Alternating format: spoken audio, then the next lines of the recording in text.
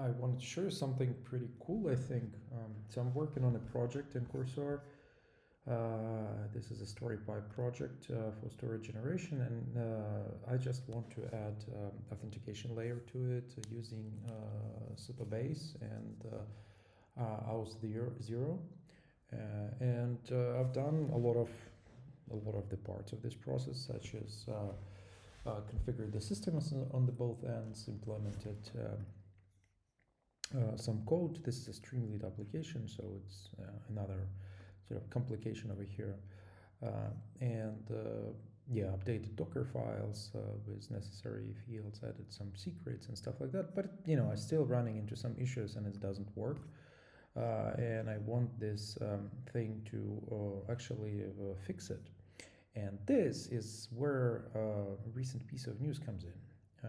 Supabase just released an MCP, and this MCP is easy to connect. Just go to the blog post and read instructions over there. And you just enter your API key to this MCP configuration, and you basically get yourself a nice little extension to your Cursor agent. So this is all the functions that it can call, and let's give it a run. So I'm telling it that okay, I have a problem with this app. This is how this stuff is set up, but it's not working. And basically try to use Supabase MCP to see what can be the problem. And I don't know what it's gonna find or what it's gonna fix or what is gonna happen, but the fact that I just embedded into the workflow that I have an entirely new MCP that is being used by my agent is kind of amazing. So it lists the projects. Let's take a look. I want to zoom it in. And we can look at the parameters and the outputs of the MCP call.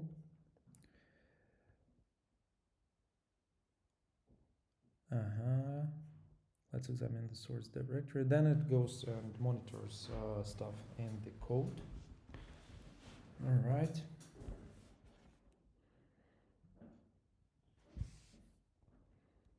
Let's give it a second. Or maybe not a second, because it's going to take quite a lot of time, I'm assuming.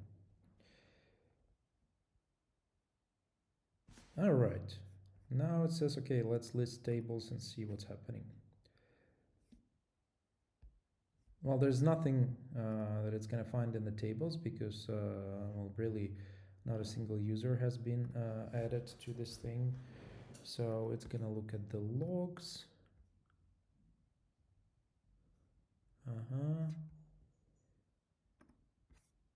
Goes on.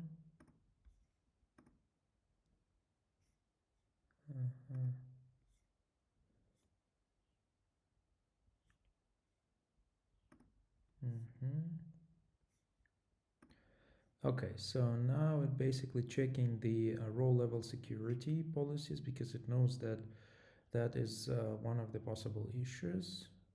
Apparently it found out after reviewing the code and database, identified several potential issues. So RLS is the first one.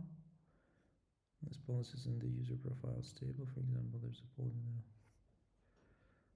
now. Okay, outflow issue.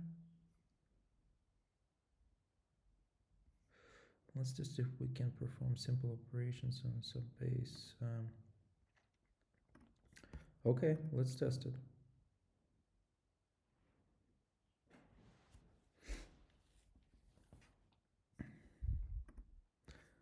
And now it's going to make sure that it actually is working, at least somehow.